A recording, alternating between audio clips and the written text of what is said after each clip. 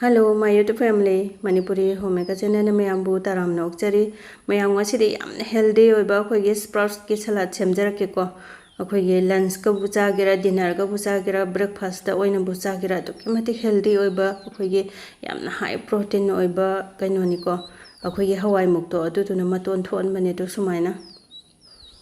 Do yam phajana maton je thoktra. Ado akhoi kaino se hawai muk hawai muk mapum duni ko tang khaina te mapum do adu do na thon ba matone ado kai gumba khoi gi hawai muk se maton se kamaina yamna thu na nong ma da sumaina thu an ga dage haibadu video do pambira ga di comment da thambiramu adu gi maton thon ba gi yamna thu na phajana sangna yam phajana sumaina maton thon ba gi video do hapjarake ado ai gi nungshira viewers singna video se hore loi bu dang yeng biraga khitang kana ba nungai ba phobiraga di like subscribe share sungsoi soi da na toksen biramo aduga hype ki point do su biramu ko support au bi boina akhoi gi fish da kaino se hawai muk se sprout se phajana tho aga phajana napchal le lau thok pada bu ko phanyang gui chang khoi gi yam thu na nong ma da maton khuchang jeng ko do kai gumba akhoi gi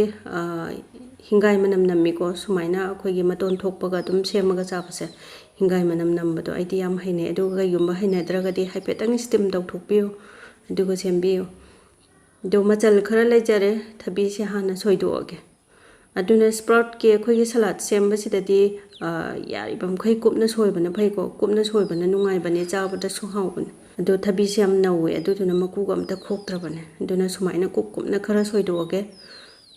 aduga akhoi gi salad ki machan singje adum isana apamba loina hapa yai buko koi gi sima hapa yate haiba kasu lai pote haira dagi kai dagi vegetables dagi ado hojik ti gajar angang bodo phangdabani na sigi orange ki gajar se machet amakumna soire aduga beetroot se khitang amaga sorage ko mamang dai gi inkhol da beetroot me amama nappa laibodo jahi ma phadore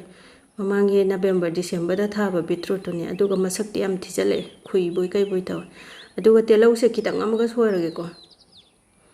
do ai gi ngasi gi soi je khitang bu pawmal labane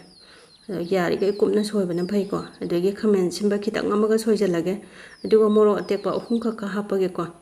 akhoi gi angang su cha toini na yang kanna sahallaroge ado morok saba sadaba adudi adum isa gi apa mani ko saba pambira ga di dum khara yamna dum hapa yare aduga phadigom sima sungsoi soi dana hapiu ko phadigom hapada yamna mahau leibane akhoi ge sport ke salad je do phadigom ji su sumaina kupna soidoage adudi hauka da wo machal singse soiba lorabani na sugumba baul achauba amada mix tawsi ko akhoi gi chillaga di nungai tabne kitang chawbana phabane ai gi se kitang bu chen daw ma labane do dum hamning ba loina dum isana pamba hapa yai ko aduga haira su apple khangde ama khangde ado akhoi gi kamphoi petana kamphoi athum baduni ko akhoi gi maru go tho lawbodo adugi do kitang amaga hapchalage yengboda su masak phajai hau su yamna hawai kamphoi hambase akhoi gi sprout ki salad sida do kitang loina na ta batang khaim ta kitang hapage aduga sumaina ne salad chabaje akhoi gi chaksu yam kasu am cha dabani ko ngasai gi salad china ne adum puk si thangat bane bada ma da aduna chak to kitang chare aduna hakchang da to kemati kana re phare ko hawai muki sprout se khuya ani maga hapchalage ko tingba kana di khuya khatani aduga chat masala se spoon tangkai ma hape aduga kala namak akhoi gi black salt adu nangga da sang da khara hape ko kitang chamlap na dum hapa bane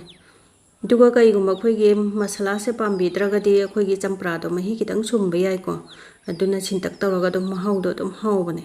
do phajana mix taw thokpirage aduga chat masala hapa je icha khaina yam pa me akhoi gi pani puri manam namme ha ko moide aduna moina pamba ge dum khara hapa bane aduga kala namak su sungsoi soi dana hapiu ko yam hau bane aseng bage black salt hapa sine yam chana bane ba akhoi gi sprout ki salad chidadi ado matam gi hinjang kha thongba amaga leijare chakluk phajaba ama semjare ko